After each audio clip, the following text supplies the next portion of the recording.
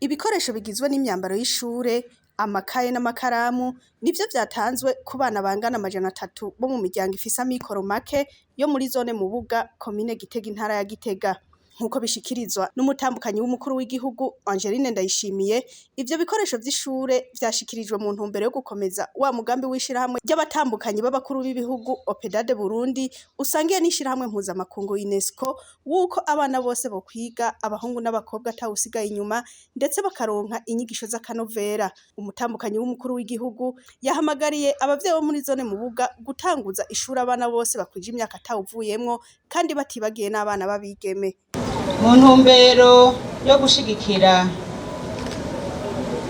ingingo nziza igihugu cacu cafashe mu guha uburenganzira abana biga mu mashure mato mato yo kwiga ku buntu, ishirahamwe ry'abakenyezi bubakanye n'abakuru b'ibihugu muri Afrika mu vy'iterambere naryo nyene ryafashe iya mbere kugira ngo rigire uruhara runiniya mu vy'iterambere, tudashize inyuma na fondation Umugiraneza dusanzwe turongoye ngaha mu Burundi. Mu migambi twihaye harimwo gufasha abana batishoboye.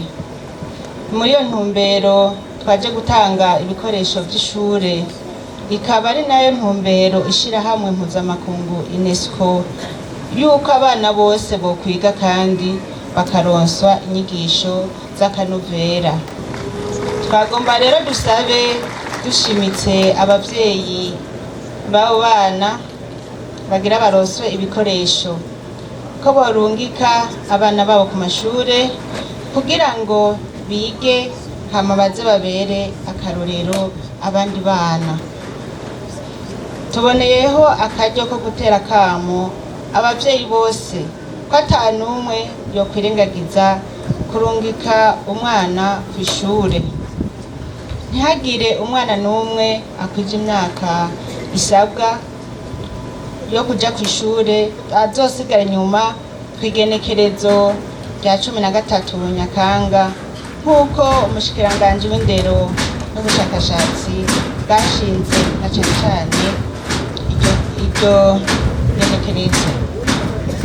Turahimirije kandi urwaruka rw'abigeme ko nago nyene rutosigara inyuma mu kwitaba akamo ko kuja kw'ishure.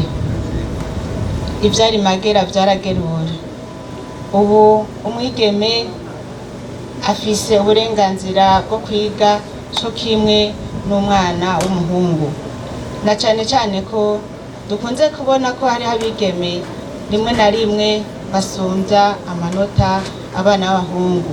Mwijambo uwuserukira ishirahamwe mpuzamakungu UNESCO yashikirije, arashima umugambi wa leta wo kuva mu mwaka w'ibihumbi 2005 wo kwigisha ku buntu abana bo mu mashure shingiro, ndetse arakeza leta y'u Burundi kuba indero yayihebeye ibice birenga 19 vy'amahera y'ikigega ca leta.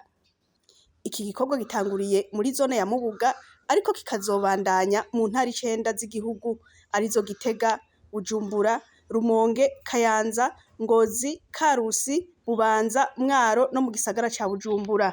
Mu gihugu cose hakaba hitezwe abana ibihumbi 4 n'amajana 386 bazoronswa ivyo bikoresho.